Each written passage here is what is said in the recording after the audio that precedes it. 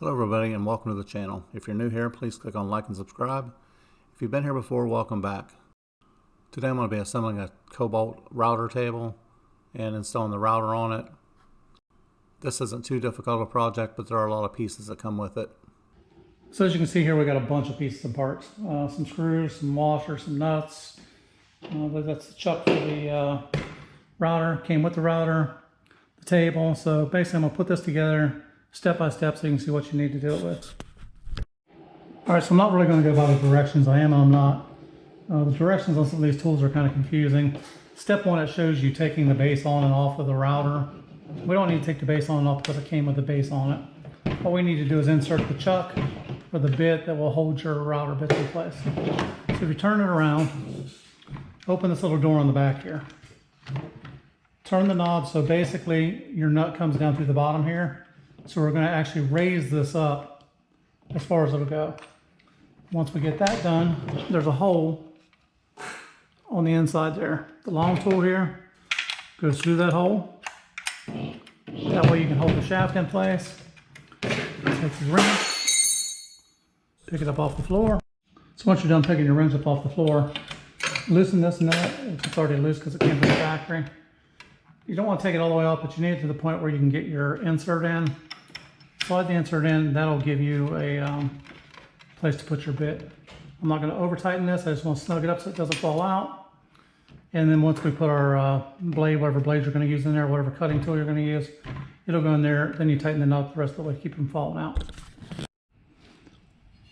All right, so this piece is a board guide. So basically what you would do is go on the back side here, if you weren't mounting this to the table, loosen these up. So this would just slide right into here.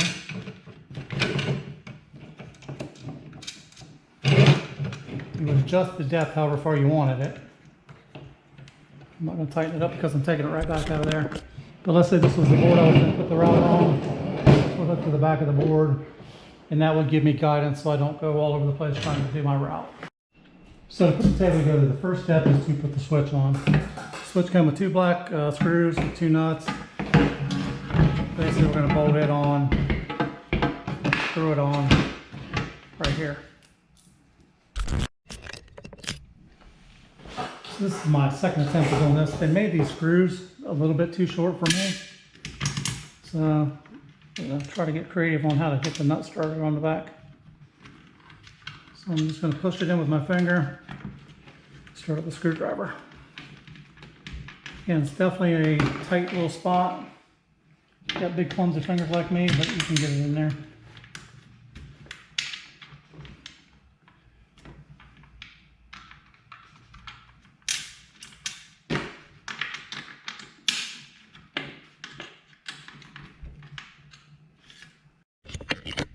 So we're going to put the feet on next. So if you look on here, there's two bolts that are in here at the top or on the side, two bolts on the bottom. We're actually going to take these bolts all the way out of the bottom. The two on the side we're going to loosen up. These two will slide down over that, then the bolts from the bottom will go through the table and then tighten back up when you get them in there. All right, so again, I've taken the bottom ones out. These I've loosened up. I'm going to shake it backwards so the washer and the lock washer fall back to the back of the Allen head. I'm going to put on a slight angle so the washers catch. And I'm not going to tighten this all the way up, but I'm going to snug it up to the point where it doesn't fall off just by hand.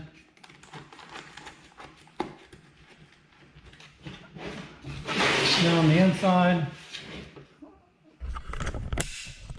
you can see these lined up with our towers here. So we're going to drop the bolts to the other side and tighten those up.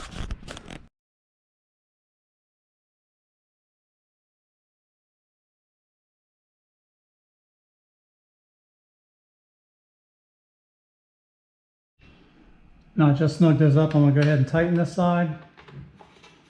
If you want to grab a different Allen wrench, this wrench that came with it works, but it's not the best tool. Normally I would have grabbed an impact and done this, but for some reason today, too lazy to walk 10 feet and grab the impact, so I'm going to do it by hand.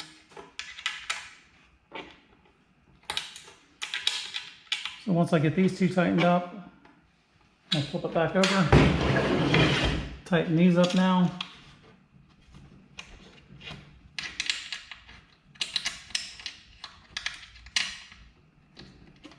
And then we're going to repeat the other side.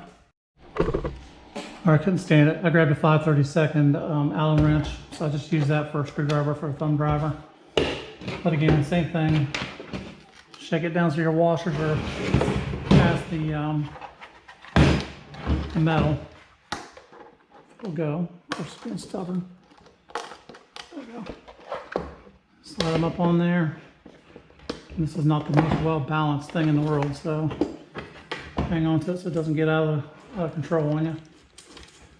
My hand tighten these just so it doesn't fall off. And the good part about it now, since I got both feet on it, I can just turn this upright and use the weight of the tabletop to put my top 2 screws in.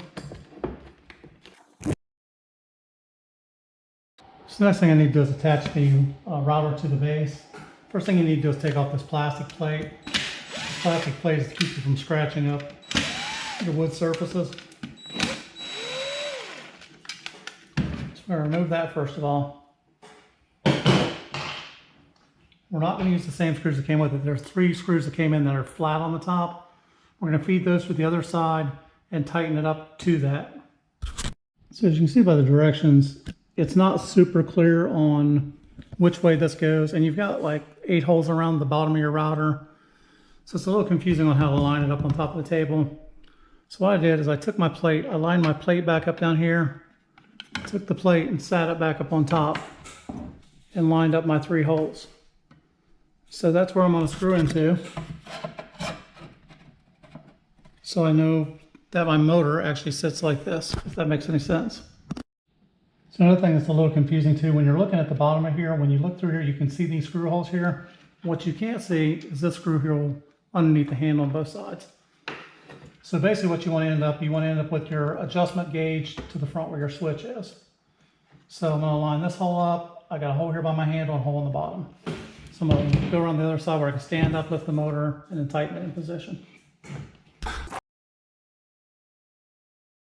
So after that, the next step would be inserting your cutter holes. Basically, it says to insert 3/4 of an inch wider than the dimensions of your blade on top. So the next step is attaching the fence to the back.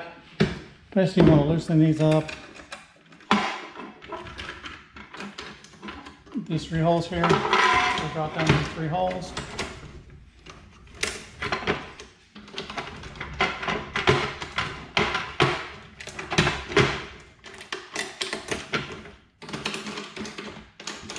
And then you can slide this forward and backwards to whatever dimension you need to make your cut at.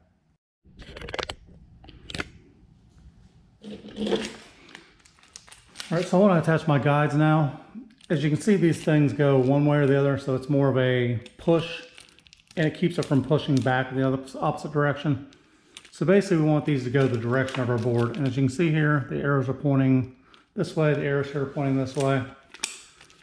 So we want to take the carriage bolts, drop them down through the holes, and then just snug them up. You will loosen this and tighten this depending on the thickness of your board, and that keeps your board from working itself or walking out on you.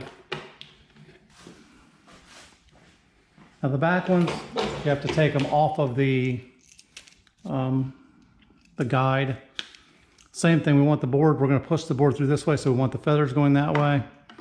So we're going to point it downward. We'll take the nut off, feed the carriage bolt through the back, washer, and tighten these up.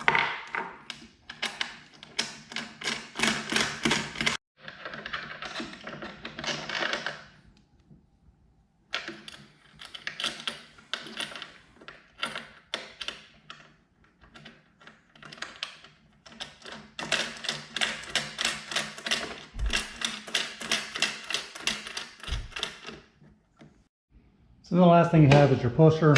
So your pusher goes in here. So if you're going to do let's say you're rounding a corner over something, you're going to use your pusher. You just loosen this up, remove it. If you want to store it, you can come out and you can put it back on the back side here. Use it on the other side to keep your board flat. Again, you're not going to be able to push this through, obviously, if you have this in the way. So it depends on whether you're feeding it through with your hand, or if you're actually going to use the pusher to push it through. All right, so the last thing you want to do is plug your router into the power outlet here. So that's plugged into the back of here. The table itself, this power supply gets plugged into the wall. You're going to turn the router on so it stays on basically all the time, and use this switch here to turn it on and off with.